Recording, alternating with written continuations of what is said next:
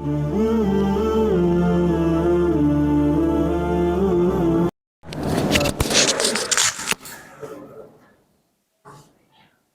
باللہ من الشیطان الرجیم بسم اللہ الرحمن الرحیم اهدنا الصراط المستقیم صراط الذین انعمت علیہم غیر المغضوب علیہم ولا الضالین۔ پچھلے درس میں اهدنا الصراط المستقیم کی تفسیر کی گئی تھی، جس میں یہ بتایا گیا تھا کہ بندہ اللہ سے دعا کر رہا ہے کہ اللہ ہمیں سیدھے راستے پر چلا، یعنی بتا کر چھوڑ نہ دینا بلکہ سیدھے راستے پر ہمیں چلا۔ کیوں؟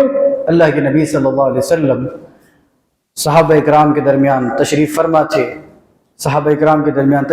تھے، ایک سیدھی لکیر کھینچی اور ادھر 2 لکیریں کھینچ دی اور ادھر 2 لکیریں کھینچ دی، اور کہا کہ یہ جو ٹیڑھے راستے ہیں یہ شیطان کے راستے، اور یہ سیدھا راستہ جو ہے یہ صراط مستقیم کا راستہ ہے۔ اس سے پتہ یہ چلتا ہے کہ صراط مستقیم کا ایک راستہ ہے اور وہ بالکل سیدھا ہے، وہ ٹیڑھے میڑھے نہیں ہے، اور جو راستہ سیدھا ہوتا ہے وہ بہت شارٹ بھی ہوتا ہے، بہت آسان بھی ہوتا ہے۔ جو ٹیڑھا میڑھا ہوتا ہے آدمی کنفیوز ہو جاتا ہے کہ کہاں جائیں کہاں نہ جائیں، لیکن جو راستہ سیدھا ہے اس میں پھر آدمی پریشان نہیں ہوتا ہے کیونکہ وہ راستہ آسان ہوتا ہے۔ صراط مستقیم کی جو تفسیر اللہ نے آیت کریمہ سے کی، صراط الذین انعمت علیہم، کن لوگوں کے راستے پر چلانا؟ اللہ ان لوگوں کے راستے پر چلانا جن پر تو نے انعام کیا، جن پر تو منعم علیہ ہے، جن پر تو نے انعام کیا ان کے راستوں پر چلانا۔ گویا اس بات کی طرف اشارہ ہے کہ یہ جو راستہ ہے صراط مستقیم کا راستہ، آدمی اکیلا نہیں ہے، تنہا نہیں ہے۔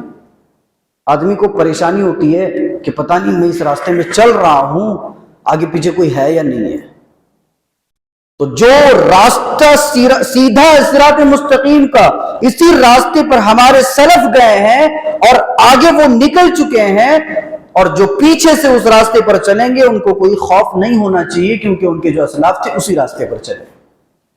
خوف اس لیے نہیں ہونا چاہیے کیونکہ اس راستے پر پہلے والے چلے ہیں اور اسی راستے پر ہمیں چلنا ہے، یہ سوچ کر کہ اس راستے میں ہم اکیلے نہیں ہیں۔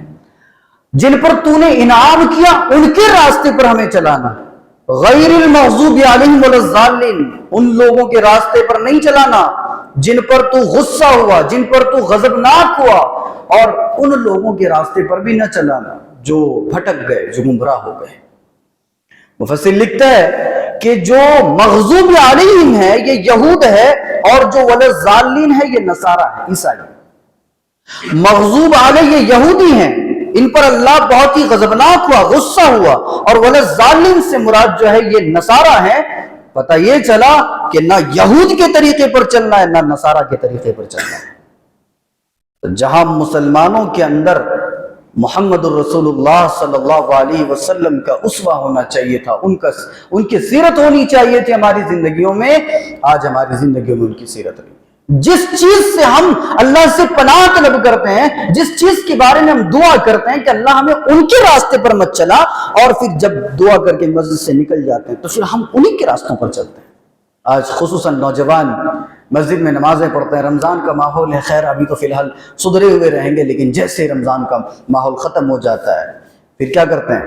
ان کے جو ٹی شرٹ ہوتے ہیں وہ یہودیوں کے طریقے پر، ان میں صلیب کا نشان ہوتا ہے نصارہ کے طریقے پر، اور گلے پر پتہ نہیں کون کون سی چین ڈال لیتے ہیں، ہاتھوں میں کون کون سی چین ڈال لیتے ہیں، یہ سب یہود و نصارہ کے طریقے ہیں۔ پھٹے ہوئے پینٹ پہنیں گے، یہ یہود و نصارہ کے طریقے ہیں۔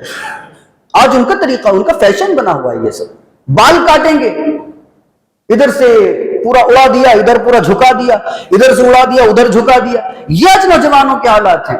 جو نوجوان دعا کرتا ہے کہ اہدنا الصراط المستقیم صراط الذین انعمت علیہم غیر المغضوب علیہم ولا الضالین، اللہ تو یہودی کے راستے میں بھی نہ چلانا اور نصارہ کے راستے میں بھی نہ چلانا۔ دعا تو کر لیا بندے نے، پتہ ہی نہیں کیا دعا کر رہا ہے، بس غیر المغضوب علیہم ولا الضالین، اللہ تو اس کے راستے میں بھی مت چلا، اس کے راستے میں بھی مت چلا۔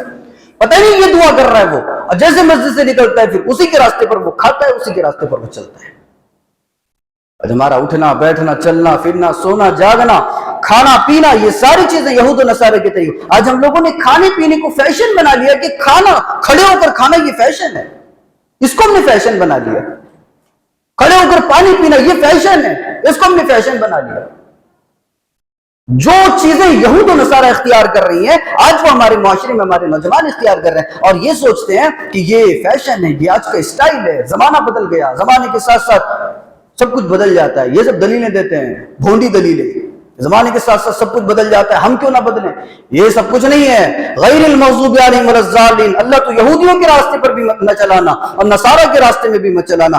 پتہ یہ چلا کہ یہود و نصارہ کا جو راستہ ہے وہ گمراہی کا راستہ ہے، اور جو بندہ اس راستے پر چلتا ہے تو وہ صراط مستقیم پر نہیں چلتا ہے، اور جو صراط مستقیم پر نہیں چلتا ہے گویا اس کا ٹھکانہ جہنم ہے۔ سیدھا سیدھا بات، زیادہ گھما پھرا کے نہیں۔ جس کا راستہ صراط مستقیم کا راستہ نہیں ہے تو پھر وہ جنت میں نہیں جا سکتا، اس کا ٹھکانہ پھر جہنم ہے۔ یہ سورۃ الفاتحہ کی بہت ہی مختصر تفسیر ہم نے آپ حضرات کی خدمت میں پیش کی۔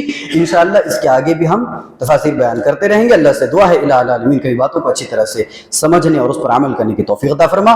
آمین۔ وآخر دعوانا ان الحمد للہ رب العالمین۔